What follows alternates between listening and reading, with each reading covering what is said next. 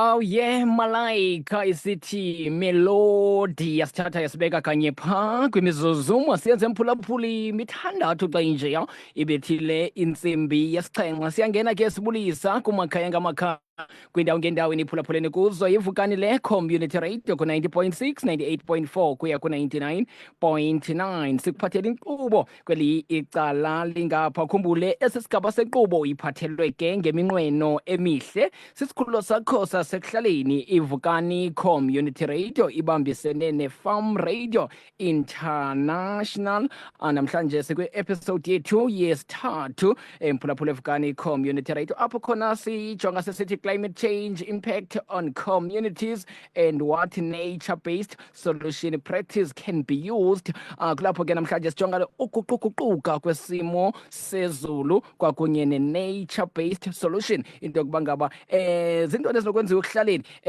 ukulwa lo mcimbi we-climate change. Sinaye ke umfama esinaye apha estudio kulo olu usuku lwanamhlanje naye ke ezosinika amava wakhe xa sithetha ngomcimbi we-climate change injalo njoku ne-nature-based solution kweliya icala lingaphaya awufuna uphostwa ke mphulaphula evukani community radio. Ukanti ke sinaye kwelinye icala utata uNdlela yena engumhlohli kwela cala lase-Elliot High sobe ke naye sincokola naye encedisana nathi and afuna ke ukwamkela nje iindwendwe zam ndiva uba ngaba zikhona ndinaye kweli cala lingapha umfama ngo-okuhle kaKhasana bathi ngumshimza ngumfama ke walapha kulo masipala wasesakhisizwe cala mphulaphula evukani community radio. Mntaka Khasana mandikubulise ndikunike nethuba loba ubulise ekhaya. Imake kutheni kanti kuvela kude mntaka Khasana? Awu, siyabulisa Castero, Yes. siyabulisa kakhulu. Sibulisa uqala ke ku-stage manager ke uyotsho ke kumhlaba Gabalala walapha kwi-Chrisani district. Yes. Ingaba uyandiva kakuhle Castero? Ndiyakuva. Ke kumnandi ke ndinibulisa nonke ke kamnandi ngegama elimnandi le-agriculture. Njengoba utshilo ke Castero ngumshimza lona, umshimza Fandikwana. Umfama ke okhulayo one-background ke ayifumeneyo crop production ne-horticulture. Kule nto ke ngoku climate change ndatsho ndadibana nabantu kwi-Forest 21 apho sasigxile khona nge-climate smart practices. Yilomba sithetha ngawo ke namhlanje. Sizongena sitsho basithi. Yes, enkosi kakhulu mntakwethu siyabulela. Mr Ndlela mandikubulise tatam ndikunike nethuba lobubulise kumphulaphula evukani siyakwamkela ngokufudumeleyo. Bandibulise nami kuwe ke umsasazi wase-Vukani Community Radio, ndibulise nabaphulaphuli ifamily yonke yase-Sakhisizwe nawonke amacala apha abakwazi ukufikelelwa nguVukani Community Radio lithi ninjani nonke. Well, Shala we-geography e-Elliot High School. yes, umhlohli geography ngapha Elliot High School Mr Ndlela. Inkosi meneri siyabulela ke ngexesha lakho lokuba ngaba ube kanti unathi kolusuku. Well, sizawuqala ke kumfama lo ukunye nathi apha estudio namhlanje okuhle kaKhasana. Siphethe lo umcimbi nditshilo ke ndathi le inkqubo iphathelwa ivukani Community Radio ibambisene ne-farm radio international mphulaphula evukani community radio kolusuku lanamhlanje umxholo wethu climate change impact on communities and what nature-based solution practices can be used. Sincokola lo mcimbi injalo nje namanye amafama akhoyo ekhaya loba ngufama because i-climate change ichaphazela kwamntu so nawe mphulaphula uyakusixelela nje awakho amava okanye loo nto ufuna ukuyiqonda xa sithetha ngale climate change uba ngaba uzowuthini. Inombolo zethu zomnxeba apha ekhaya iyawuba ngu-073 849 1740. Mntaka Khasana, Yes. kuthethwa nge-climate change u-understanda ntoni? Wazi ntoni xa sithetha nge-climate change? Castero. Yes. Kuyatshisa. Vele ngicinge loo nto xa ndicinga climate change uba hayi ayatshisa la malanga. Okay. Ndiqonda uba yeyi nezimvula zitsho kakhulu. Ilapho ke olwam ulwazi nge-climate change. Into yokuba kubekho ii-temperatures eziphezulu kakhulu ezingaqhelekanga ne ufumaniseke noba kunetha amaxesha amaninzi nethe kakhulu. Fumaniseke uba ngoku kukho ii-flood ezichaphazela abantu amaninzi hayi amafama qha. Okay. Ndiphinde ndiqaphele nale nto uba noba sekukhithika ikhephu ngoku alisakhithiki ngelaa xesha sasiqhele ngalo. ngo-2025 ngoku Yes. ayifani nango-2015 ngoku lalikhithike ngoJuni. Ngoku selikhithika phaa ngoSeptember.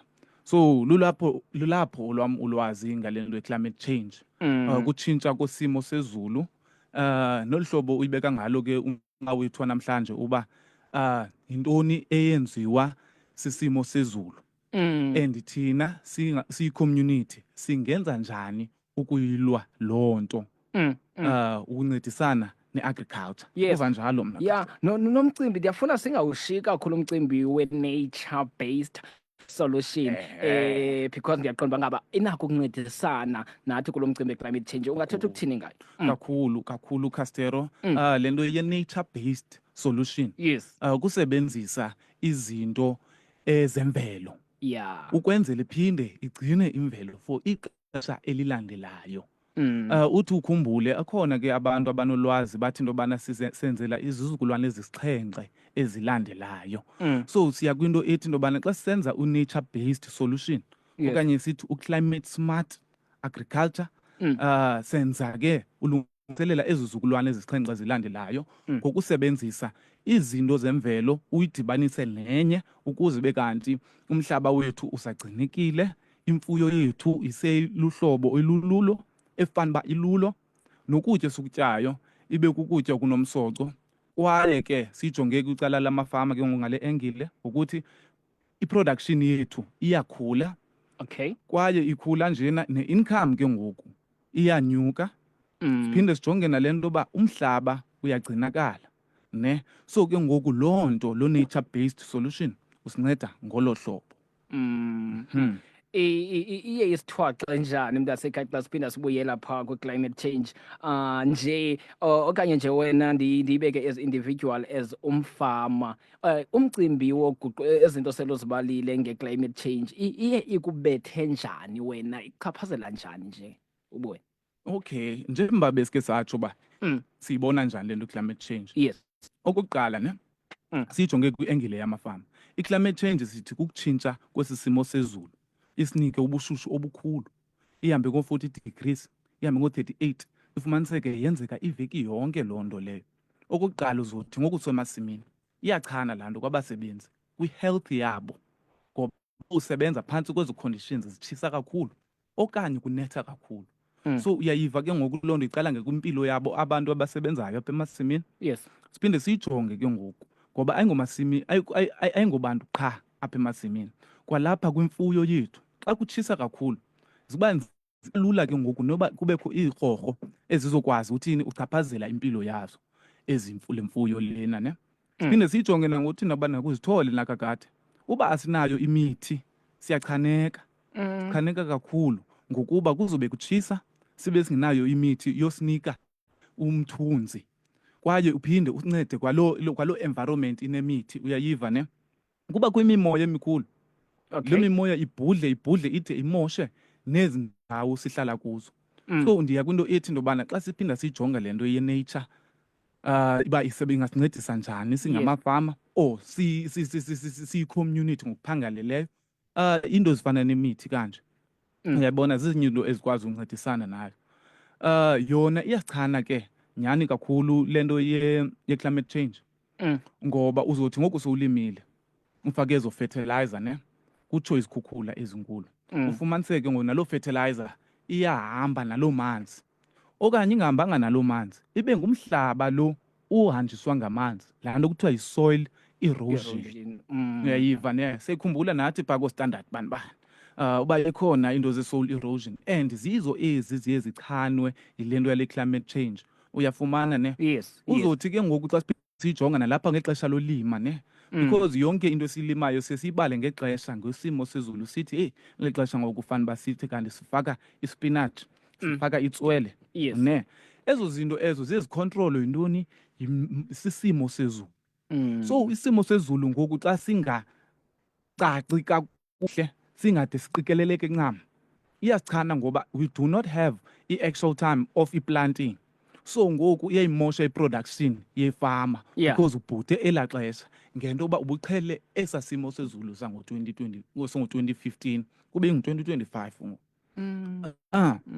Injalo wena Castero Yeah. lento le. Alright, Injalo. well, yeah, ngumfama lo mphulaphuli nawe ke mphulaphuli sifuna nje wakho amava nolwazi lwakho xa sincokola ke ngalo mcimbi we-climate change and nature-based solution. Wazi ntoni? Sizawuya phaa kundwendwe lethu uMr Ndlela kwele icala lingapha. Ndiyafuna ke bayangena abaphulaphuli phaa kwelaa cala lika-WhatsApp, sikhawuleze nje sibave bangena besithini. Masiqale ngalo molweni ekhaya kwezolimo. Nam ngendlela endivethe ngayo yole yoguquko lemozulu Yes. kungoba ixesha locheba besikade siyazi siyacheba phaa ngoSeptemba, November. Ngoku uvele uthi ngoSeptemba, October, November uvele kukhithike. Kulapho ngoku sifumana ingxaki yokufa kufelwa ziigusha. Kanti eli xesha uyaba ngexesha lentwasahlobo nexesha le-right for ucheba. Ngoku funeka uchebe uya phaa kuDisemba. Kuba ngoku ngothi ugqiba ucheba kuvele kukhithike zife iimpahla zethu. And ke thina ke ingxaki yethu asinayo le mali kakhulu yoba sikwazi ezithintela sithintele nezingqelene nezintoni zifuna imali eninzi. Ngoku iyabetha ke ngokuba ngeli xesha thina sicinga ngalo uba lixesha lasehlobo kushushu kanti kuzovele ingqele itshintshe and neemvula zivelile zibe nintsi zigodole iimpahla zife. Ayiseyiyo le ndlela besikade sikhula kuyiyo Yeah. ubhatela lo ngqo. Bhatela, Nkosi, bhatela kapha engqondo. Nanko omnye umphulaphuli. Molo ekhaya. Ngqongo masiwukhalele umcimbi woguquguquko lwesimo sezulu, ngoba uguquguquko lwesimo sezulu luza neembalela ezinkulu ezingaqhelekanga okanye luze neemvula ezinkulu ezingaqhelekanga, zombini esingakwazi ukumelana nazo singamafama asakhasayo. Okokuba ngabana ke kubalele impahla yethu ihamba iyotshona kwiindawo ezikude ngoba sigcina iimpahla zitalini thina. Singenayo futhi nefidi eyaneleyo yokugcina impahla yethu ezitalini okanye kwintlanto ukwenzela uba zingahambi zingaphinde zibuye okanye ziyofela kude. Nangokunjalo xa kuthe kwakho iimvula ezimandla, impahla yethu imkane emilama, yenze ke loo nto leyo into yoba ngaba namanani wethu ehle, nempahla yethu yehle nasegazini, ngoba impahla ayikuthandi ugodola kakhulu, njengoba ingalithandi nelanga elishushu kakhulu. Isimo ke iguquguquko ke lemozulu luyasichana, lungasiphathela indlala, ngoba kaloku sithembele kuyo le mfuyo. Alright, Nkosi kakhulu. Masijonge omnye wokugqibela. Maphuliza emsasasa. Molweni tata. Lo mbane ndithetha ngawo we-climate change singamafama atyalayo iyasibetha le nto, ngoba kaloku zikhona izityalo okanye iveji esithi xa sityala ingadingi manzi, khona nje sithi xa sityala idinga amanzi. Iyasibetha ke ngoku thina le nto kakhulu, ngoba kuyakwazi uba uthi utyalile apha into zakho zingadingi manzi, into ezifana namazambane kanje, uvele kunethe angazi antshuli, angazi abone into yakho iqhubela isiya phambili, uvele kutshintsha ngamaxesha. Eso sipinatshi sakho bosityalile asayokhula,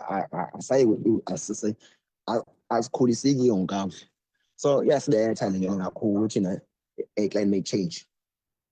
Alright, yeah, enkosi kakhulu ngabaphulaphuli beVukani Computer besitsho nabo bengena. Well, nabanye ke bangasikhangela phaa kwa-073 wena ichaphazela njani lo mcimbi we-climate change ne-nature-based solution. Mphulaphuli weVukani Computer sifuna uva kuwe. Mr Ndlela, mandize kuwe tatam. Well, naba baphulaphuli ubavile injalo nje nomntaka Khasana apha wangena esitsho naye ulwazi lakhe ngalo mcimbi. Abaphulaphuli ke bekhala, ingakumbi abo bangamafama, abanye ingabalimi njalo njalo. Siyacela nje usinike nje introduction xa sithetha ngalo mcimbi we-climate change also i-nature-based solution. Enkosi kakhulu msasazi. Yes, sebesithile abathethileyo ngale nto ye-climate change, and ngamafutshane nje ukuthi mna once you affect i-farmer u-affecta ibizwe bonke, ngoba i-farmers, they produce the food that we eat. Without food we cannot survive. Now, climate change, sebecacisile uba yintoni and what causes the climate change. Lapho ke endinengxaki mna ibana climate change, the major causes abangabo abayenza uba ibe yilento eyiyo esaffectayo kangaka. Yes. You find ngaba maybe most of them from these developed countries, developed nations, kukho esithi greenhouse gases. Yeah. Ikhona zona i-greenhouse gases and they affect the earth in a positive manner. Kodwa ke because of industrialization, net development ezithile, all these developed countries, what do? They wipe away the vegetation which is supposed to be absorbing the excess carbon dioxide with atmosphere. Uba imozulu ibe the normal one ebithethwa ngabathetha ngoku. Yes. But now excess carbon dioxide and all these other gases as accumulated in the atmosphere, they actually now create an environment whereby kubekho global warming, ungabikho ke eza temperatures ezithethwa ke nguMr. Kasana phaya, kuba i-temperatures ziyazinyuka. And then it affects even the processes, is natural processes as zenza uba kubekho rainfall enormal. And kwamanye amacala where they used to have rainfall kubekho i-drought. Kwamanye amacala kubekho i-flood and i-production ke apho ke iye i-affecteke kakhulu. So that is the main issue and ibona ubana whenever we come to think of nature-based solutions or local solutions, we need first to understand the causes. And as much as it is difficult, uba thina njengabahlali mhlawumbe mathathe umzekelo lapha esathi sizwe uba singabi namandla apheleleyo to fight climate change. Zikhona ke izinto endicinga uba zinegalelo nazo in towards helping to solve or to reduce the impact of climate change. Abantu singangazihoyi kodwa zikhona and zikufutshane nathi. Yeah. Azidingi ke amandla amaningi. Yeah, to mention just few, Mr. Ndlela, kwenzele nomphulaphula pha ekhaya ayazi bangaba ingaba zeziphi into zinegalelo. Into ezinegalelo uyabona ke xa sicinga ngento energy consumption, ucima umbane mhlawumbe just said sicinga ngepokotho zethu uba yeyi u-Eskom uyasibetha. Yet much energy yethu eninzi is coming actually from what? It's actually either from the fossil fuels. As the fossil fuels, we affect imbalance, affect vegetation, we affect, whenever we mine this coal and stuff like that. So we are affecting the nature, which is supposed vegetation, which is supposed to be absorbing that excess carbon dioxide. So by switching off light or energy sources, we are not necessarily doing that for economic reasons. We are also doing this in order to save the nature. Again, we can switch to a renewable energy sources. I know it is expensive to power into solar panels. Yes. Using solar energy. But at the same time, yes, I know that also windows and fossil fuels, but I use cool with fossil energy. And then, of course, okay, they may seem to be here from the government, like into wind energy and stuff like that. Yes. But now in terms of air coil, like I want to go on the travelation going to the same direction. Carpooling. Instead of me driving my own car, who drive the Akimoto, that convoy, they are the same direction. If people could use one vehicle, we have reduced the number of vehicles that are producing carbon dioxide, which will accumulate and increase the greenhouse gases in the atmosphere. Yes. Even the food that we eat, and we reduce on the meat and maybe milk, because these are coming from the cattle that graze that grass. Yeah. And then we go vegan or vegetarian. That might sound a bit weird or queer, but the more vegetation we grow, we are helping to green the environment. The more green vegetation we have, yes, and don't get, it's a powerful absorption of that excess carbon dioxide. And in so doing, we are contributing towards reducing the impact of the climate change. Some of the things which I could just throw in.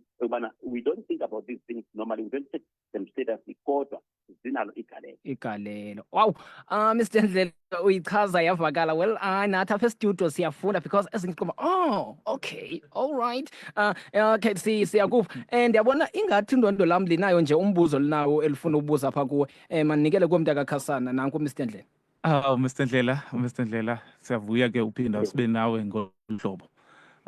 Mr Ndlela, nyani ke kwezi solution zikhoyo zayo i-agriculture or i-climate change sisebenzela i-agriculture ne iye iqale nge-mindset yomntu uzayi-understand uba yintoni ingxaki and singayinceda njani ne. So i-mindset irayithi uba ilungiswe kwangoku kusekutsha. Ndiya kwinto ethi ezikolweni ne kusekho abantwana phaa, kukho abantwana abasuka kwi-background nge-background. Ingaba loluphi uhlobo esinothi singancedisa ngalo kule nto ye-nature based sisebenzisa abantwana, sizama uincluda i-community? Zeliphi ihlobo esinokwazi ukuncedisana ngalo sisebenzisa abantwana ezikolweni? Nditsho ke kuba ndiqonda ba ungumntu ophezulu apha kweli cala le-education, uyi-advocate of education, nayo ke i-environment uyayithanda kakhulu. Nantso ke. Okay. Ndikuve kakuhle mhlekazi. Yes. Ndizawunika nje umzekelo mandiqale nge-AM Mzansi Senior Secondary School. Okay. Ukhona i-competition ebisenziwa kulo nyaka ophelileyo edibene nento ze-environmental stuff.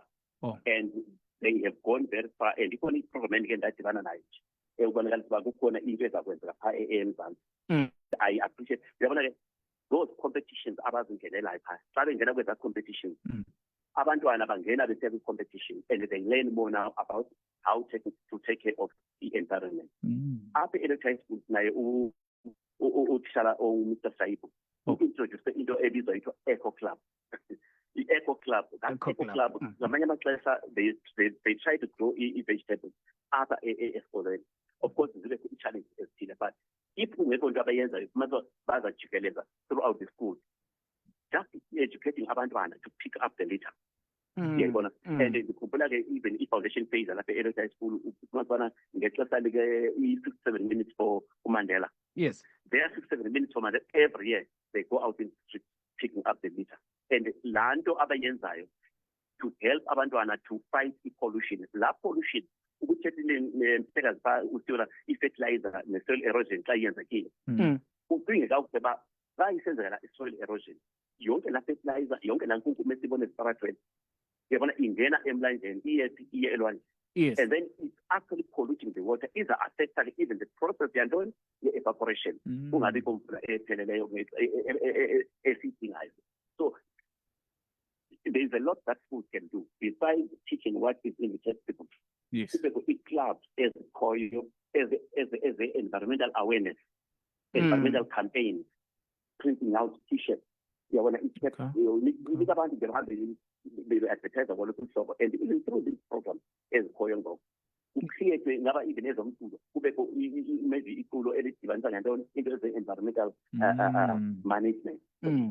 So in mindset, it's a lot of and the Ukari Paris Abandona, by Lendo, but enjoy, the moment you bring in games or maybe go to the tournament. And so I would environmentally just to say play for this trophy and about the winner of money in the. So there are so many strategies that can be actually implemented, which I don't think they are very, very expensive. They're cost effective. These strategies is no way. Yes, of course. Wow. Alright, iyavakala Mr. Ndlela uyibeke yacaca. Well, kule nto sele ivezile umntu akakhasana, kukho umphulaphuli ongenileyo apha ekhaya okanye umphulaphuli omameleyo ngeli xesha sithethayo ekhaya. Ongayiqondiyo uba ngaba naye sometimes uyenza umthelela walo mcimbi we-climate change ngezinto azenzayo. Yena uyenza nje akaqondi uba ngaba le nto ayenzayo ingaye kanti ibangela i-climate change. Zintoni izinto kumntu okhoyo ekhaya osithi kawumele kude kwezi zinto ungazenzi because ziye zenze uba ngaba kubekho i-climate change lo mcimbi sithetha ngayo. Intoni into ononcanda ngazo abantu nje loba zimbalwa uba ngaba make bangazenzi ezi apha emakhayeni wethu kwi-community nje?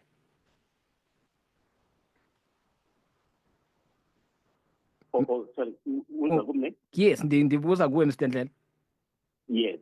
No, in the community, I think zininzi izinto ezinokwenzwa and kukhuthazwe zingabe zinkonzo inhlanganiso ezithile, and also maybe umasipala or uhulumeni abe nayo kubekho imithetho eqinisiweyo phaya eyobana if abantu bakhona into abayenzayo ngizanika nje umzekelo omncinci. Yes. Ngenye imini ndihamba ngisenza i-walk yami apha kusasa ndichitha apha ngase-Superfix xa sendibuyayo actually from old location phaya nanku umntu uphambi kwam phaa uphethe iyabona this plastic bag yakwa-usave ndacinga uba mhlawumbe uyasamwe only to realize lo muntu wenza ntoni kujula phaa emlanjeni because akho ndawo mhlawumbe abazothini angazi noba iinkunkuma layishwa nawo kwakhe I don't know. So I just bad ubana hayi bo in the river the water that we are using. So if ibakho imithetho abantu bayazi bana isa-enforcing ndiyazibona zibhalwe yonke indawo no littering inkunkuma endaweni ethile.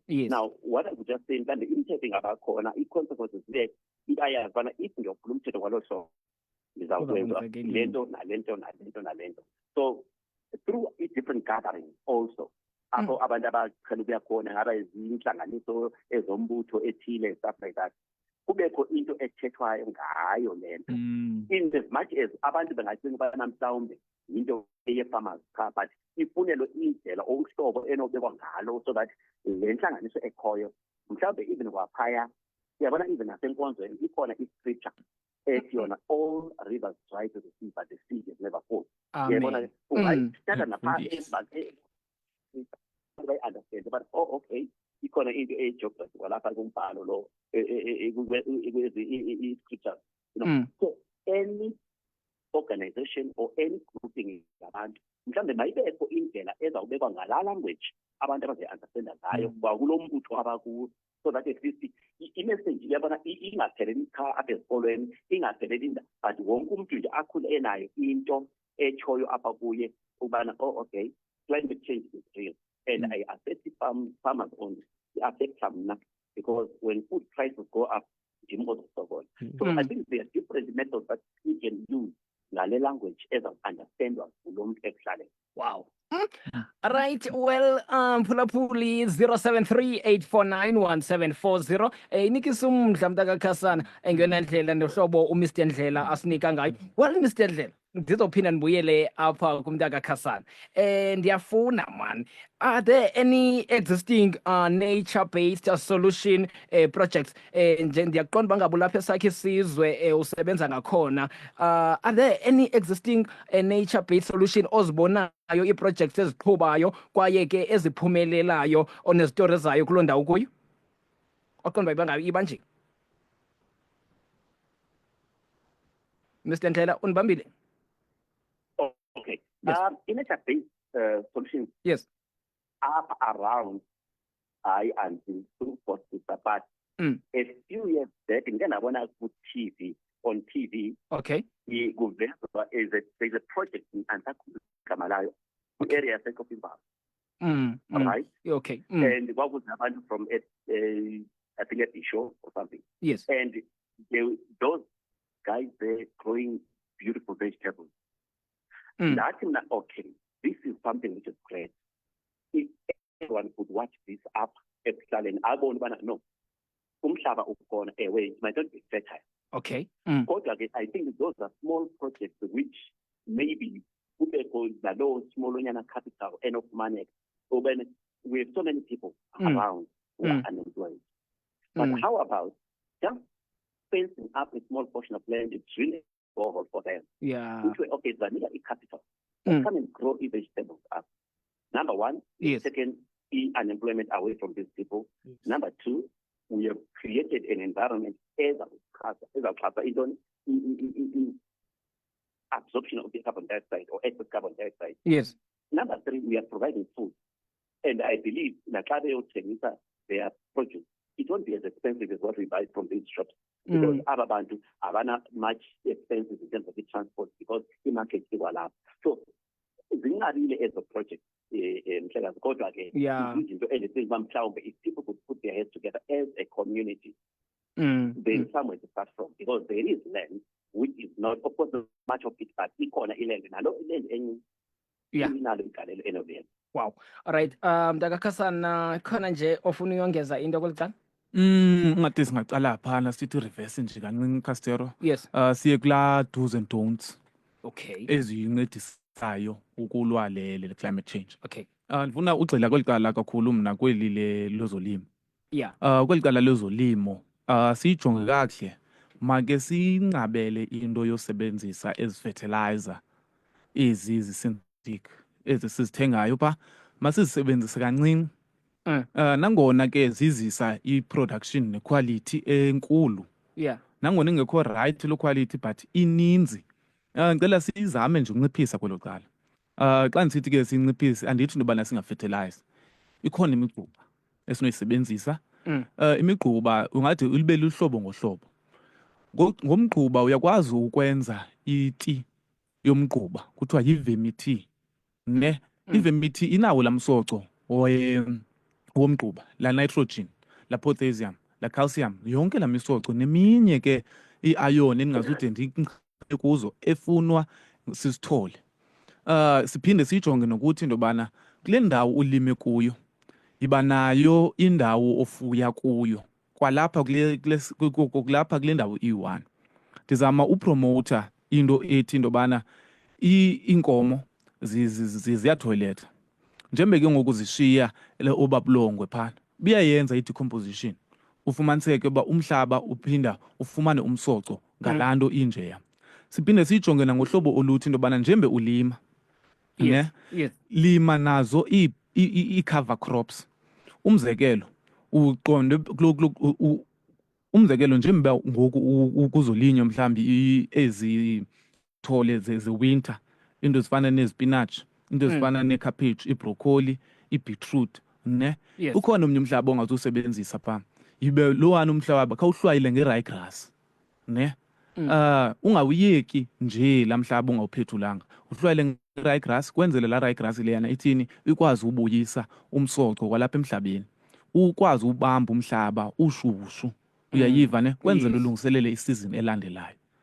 Siphinde siyijonge nalento yengca, kukho ingca ezokwazi uthini ugcina lo mhlaba ushushu kwaye usilwa nalo nekhula. Yes. Uyayibona iyakwazi laa ngca leya iphinde ikubuyisele into iyi-feed le ngca lena xa uphinde uyivuna. Ingeyo ryegrass yodwa ne-oats siyijonge naphana. Ii-oats ke zona ke ziyaphinda zincede kwathina singabantu ngokuba zinomsoco okwazi ukakha umzimba womntu. Uyayijonga siyijonge nento uthi into yobana kulo nyaka upheleleyo njemba ubulime umbona khawukho urotate kulaa ndawo ungalimi umbona, faka noba itsapile pha kwenzele uba laa mhlaba lowana ungaqhelani nonikisa i-nitrogen oko okanye i-phosphorus oko, mayibe khona into ebuyisa laa mhlaba. So ndizama uthi into yobana masingalimi into enye emhlabeni omnye ixesha okoko. Ekhona ke laa nto leyana Castero ibalulekileyo ke kuthiwa njembe apha silima kuthiwa yi-mulch. I-mulch ke ilwa le nto besiyithetha yokuba kukho ii-temperatures ezinkulu, kubekho nezimvula zininzi. Uyayiva So xa simulcha, umulcha kubeka ingca, kukombathisa umhlaba ngengca eseyitshazile ukuthi into yobana seyitshile ngca yaphuma onke la manzi phaa, i-brown le ngca le. Yiyo lena uyondlala apha phakathi kwezithole apha kwii-ray zakho. So uyenza ke ngoku umondlalo okanye ingubo ekhusela umhlaba. Ikhusela njani lo mhlaba lona? Ngento yoba noba kuyanetha ayizuthi bethe ncam emhlabeni uzothi umhlaba ukhukhuliseke. So ke ngoku iprotector apho kuqala. Okwesibini iyaphinda ikhusele lo mhlaba ngoba kungakhuli i-weed okanye ndithi ingakhuli ukhula. Lukhula lusichanayo ngamaxesha amaninzi. Ufumaniseke uba sizosebenza amaxesha amade sisebenza oko kwinto eyi-1 and ke ngoku ibe isilwa elikhula liphikisana nesi sithole sisifunayo. So ke ngoku yona imulch lena iyakwazi uwapresa olukhula uba malingakhuli ncam kwaye ugcinile umhlaba ufumile. So le mulch lena ndiyayirekhomenda kakhulu kwamafama akhasayo, kwamafama aseqhuba kakuhle. Ungamulcha ngengca eseyitshazile, ungamulcha ngeplastic emnyama, lena ingathi yi-Demcos. Okay. Xa sowumulcha ke ibalulekile into yoba uzame ukulima ngokwerow, ngokuthi into yobana uzama neebhedi zakho uba zikwazi uba ulimele phezu kwebhedi. So kuzoba lula uba uyimaneje kakuhle le mulch lena. Nakuthi ke ngoku kuyanqaba amanzi kule nto yale climate change. Yes. So enye indlela natural based ilena yale mulch ne. Singayilibali nalanto yothini yolima izithole ezohlukeneyo emhlabeni oyi-1. Lanto sasithi companion planting. Yeah. Ne? Yeah. Yona ke le companion planting iyakwazi ukuthi into bana awuzuba naqhala lokuba ulime umbona qha. And then ke ngoku kwenzeka isimo sezulu sitshintshe siuchane lambona wakho ube nexhala ba uzosheka usitya ntoni. Xa ulime umbona nalo nelathanga uyakwazi ukuba safe macala. Yeah. And zona ezinto uzilimayo ngexesha elinye ziyakwazi ukuncedisana ngoba enye ikhusela umhlaba enye ibe ikhusela isithole. Sake sayithetha ke nyani lento ye-Three Sisters yenye uhlobo natural based esinokwazi ukulwa ngalo i-climate change. Okay. All right. Well, imizuzu 18 before sitsho sithi 8 o'clock. Sizozikhulula ke indwendwe zethu kungekudala kodwa ke ndiyafuna siva kwelinye icala abaphulaphuli bangena nanko omnye umphulaphuli Molekani. Mnqongo hayi zonto ezintshaba ndiyakubulisa bhuti nelo gqiza lakho lamadoda. Okay. Yes. Ndiyawundibuzele ke Mnqongo, ingaba azinayo na igalelo lezi kwezi climate change nalo litshiso olwenzekayo ufike xa kuthi phaa koJulayi kuJulayi uya kuAgasti ufike kutshiswa zonke amadlelo kuyotshiswa neentaba namahlathi ufike kugqugqa umlilo kungekho nomnye umuntu ocima amagqaba azavela njani ukuthi no iphinde ke ngoku imithi ihlume and then ke ngoku sizobreeda la oxygen right uyabona xa kutshiswa yonke indawo neentontoni uyabona ngawube thapha. Alright, watshuba umgcina kwelaa cala linga. Mr. Ndlela, laa nto yokutshiswa kwamadlelo nalaa nto yokutshisa inkunkuma apha eyadini hleli nje siyatshisa inayo igalelo le-climate change? Inalo igalelo mhlekazi. Ngoba when you are burning the grass, number one, of course you will burn everything nalento obungafuni ukuyisusa. Secondly, yabona i-pollution eyenzekayo, i-level ye-pollution ibuyela kulaa nto bendithetha ngayo uba kubakho into i-greenhouse gases ziyongezwa phaa in the sky. Yes. Into yokutshisa lena yabona sometimes it might appear to someone as the easiest way and the quickest way to clear vegetation or to clear the area, iland yakhe. Omnye athi ngizotshisa but because kukho inyoka kwathilithini and stuff like that. Some of these methods are not sustainable. Azikwazi uba zingakunceda kwelo xesha otshisayo ngalo. In the next few years, the consequences are unbearable. Yeah. And if wena uzakwazi mhlawumbe to survive that period, abantwana bakho nezizukulwane zakho zizakusokola in the future because of your actions ezenzekayo today. So inalo igalelo elikhulu and it's not recommendable. Yeah. Wow. All right. Yeah, injalo ke mphulaphula evukani community right. Well, andifuna unimbambezela. Siyenze ibende kakhulu mphulaphula evukani community right. Ndizonika nje xa siyiconclude.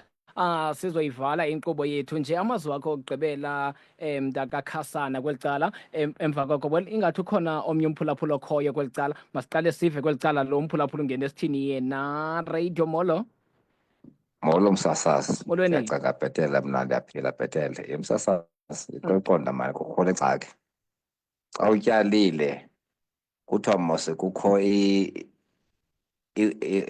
eleseka ikhula mos sithemba libulawa mos apha emboneni sindide ngendidi mos amakhula ingathi ke xa ndivayo msasazi kondicela ndibuze lapho kweendwendwe zakho ingathi imbewu nganye inehlobo lekhula inobunyani naloo nto or mhlawumbi usebenzisa kwambewu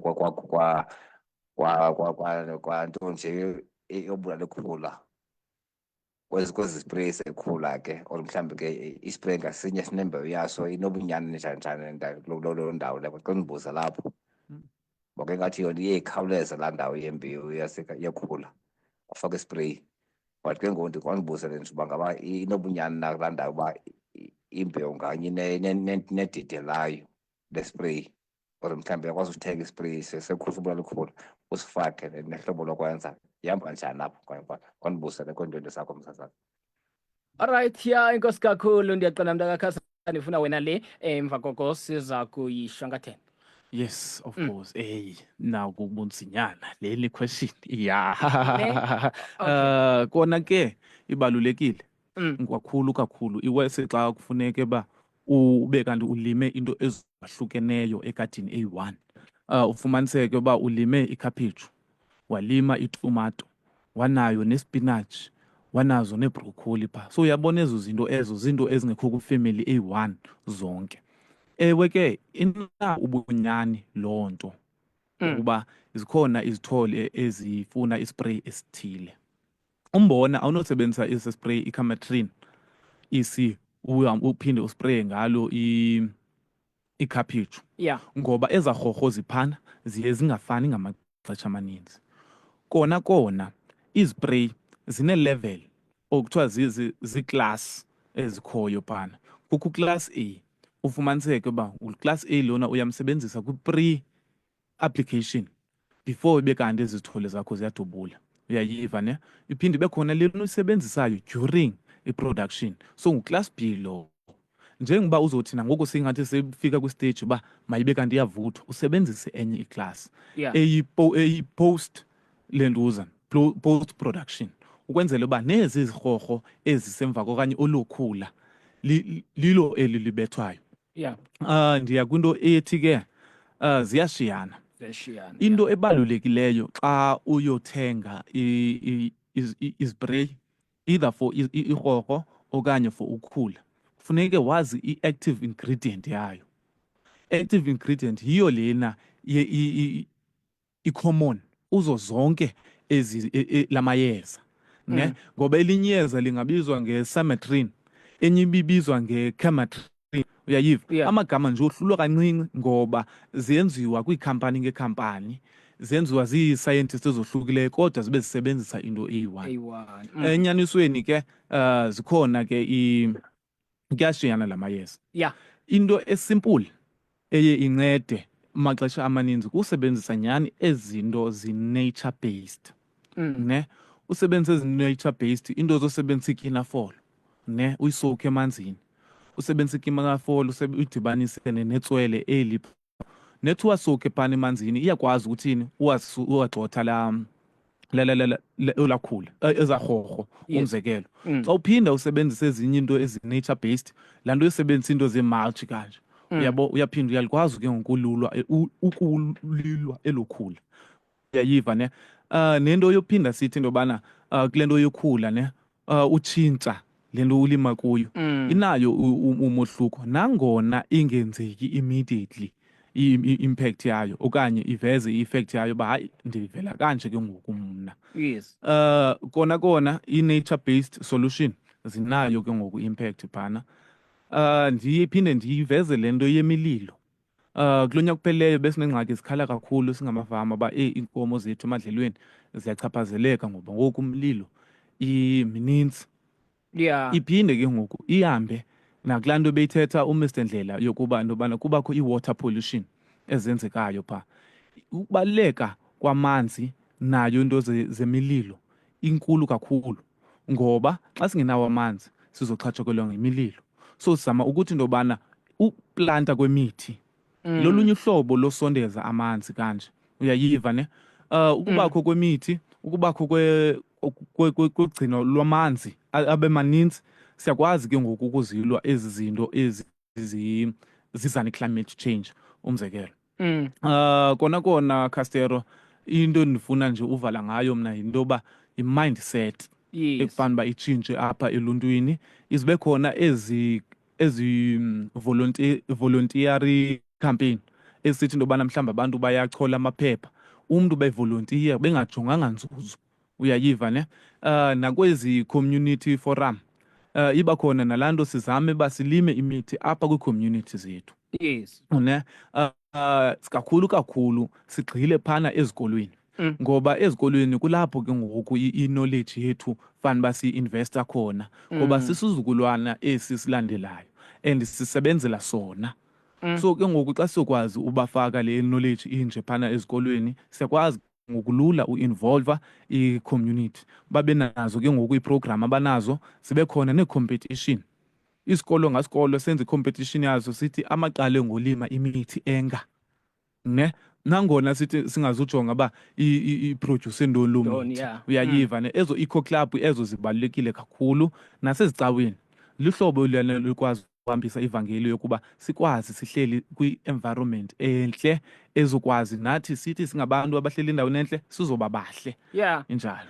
Thank you, Mr. Kasana, siyabulela. Mr. Ndlela, masivale tata, nje ukuyiconclude sizoyivala emva koko. Ufuna uthini wena phansi kwesisihloko besithetha ngaso climate change and nature-based solution? But before ube kanti uyangena tata, masingamvaleli lo mphulaphuli, masimve ungene esithini sizawuza kuwe uyiqukumbele siyivale. Masive umphulaphuli ngapha.